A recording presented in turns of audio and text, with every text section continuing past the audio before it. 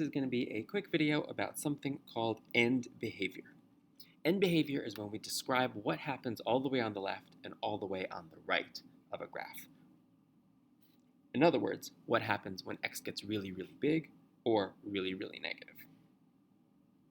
When we think about graphs that we know already, so for example, a parabola, we know a parabola has arrows that point up on either side. End behavior describes those arrows. The nice thing to know about end behavior for polynomial functions, anyway, is that the only thing that matters to polynomial functions, or to the end behavior of a polynomial function, is what's happening in the very first term. If I start with x to the 8th, I already know what my end behavior is going to be. It does not matter what happens afterwards. All of this stuff has no impact on the end behavior of the function. So all we need to look at is whether the lead coefficient is positive or negative, and whether the lead degree is even or odd. That's all we care about. It's a combination of those two things. So if the lead degree is even, like the one I have written there, or like the parabola I drew, what's going to matter to us is that the arms will go in the same direction, which makes sense to us because if you have an even degree, something to the 8th power, something to the 10th power, something to the 2nd power, it doesn't matter whether that something is positive or negative. Once you raise it to the even exponent, it becomes positive anyway. So if you have a graph like the one I have drawn here, an x squared, which has an even degree, so both arms go in the same direction, and the lead coefficient is positive, that means that both arms will go up. The way we describe this is very specific, and you've got to get used to this language. I'll say it out loud as I write it down. The way we describe end behavior is, as x approaches infinity, f of x approaches infinity as well, describing that arrow right there. But that's only half the story. I also have to say what's happening on the left. As x approaches negative infinity, f of x approaches infinity again.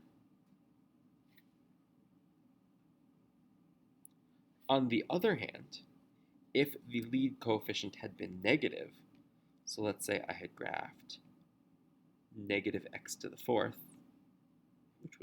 whose end behavior would look like this. It has an even degree, that's a 4, and a negative lead coefficient, and so both of its arrows face down.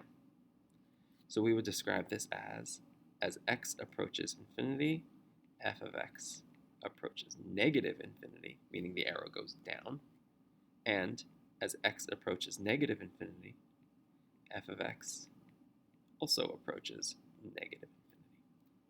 This is a little arrow here, by the way. All of those symbols that I keep drawing are arrows. When we say it out loud, we use the word approaches.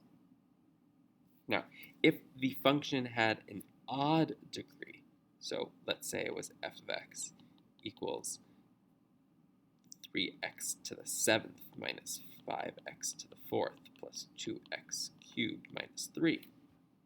Again, the only thing that matters to us is just that lead coefficient, the lead degree and the lead coefficient. Since the exponent here is odd, that's going to change the shape a lot. What that's going to mean is plugging in a positive number would give us a positive answer. Plugging in a negative number would give us a negative result or an output. And so the arrows would actually face in a different direction.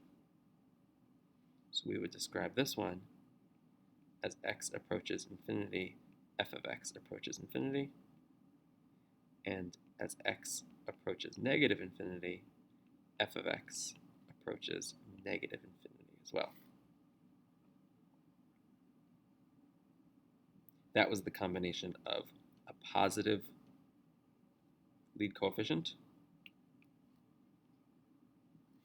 and an odd degree. The last option here is what if we had a function that had a negative lead coefficient along with along with an odd degree. So a negative lead coefficient, like let's say this one. This one could start with like negative x to the third. So we've got a negative lead coefficient, but a odd degree. That combination will actually just be the opposite of the one we just did, because as you plug in a really, really, really big number into x to the third, you get a really, really big positive number, but then you make it negative. So that's why our arrow faces down. If you were to plug a really, really big negative number into x to the third, you get a really, really big negative result, but then the negative makes it positive. And that's why we have an arrow pointing up. So this one we would describe as x approaches infinity, f of x approaches negative infinity, because we're describing that arrow, and as x approaches negative infinity, f of x approaches positive infinity. Two more quick things to mention. Number one is this word as is very, very important. I really want to highlight this word as. It's always attached to the x value. As x does something, then y does something as a result. That's the whole point of a function. X is the input. X tells us what's going down. X is what determines what happens to the y value, not the other way around. So we always say as x first. The y value, the f of x, comes later. And then the other thing I wanted to mention is sort of an extension of this. Something else you can say when you're looking at polynomial functions, just by looking at the degree, is, and we'll talk more about this in coming classes, but it's an easy thing to mention now. Whatever the lead degree is, we call that n. The function has at most that many x-intercepts. At most. So this function that had 3x to the 7 would have at most 7 x-intercepts. Doesn't have to have all 7 of them, but it has at most 7 x-intercepts, and it has at most one fewer than that turns. Sort of like what we call the vertex with parabolas, the relative mins and maxes. So something with x to the 7th in it could have up to 6 turns and 7 x-intercepts. 1, 2, 3, 4, 5, 6, 7. So it's a little bit crazy, but this has 7 x-intercepts.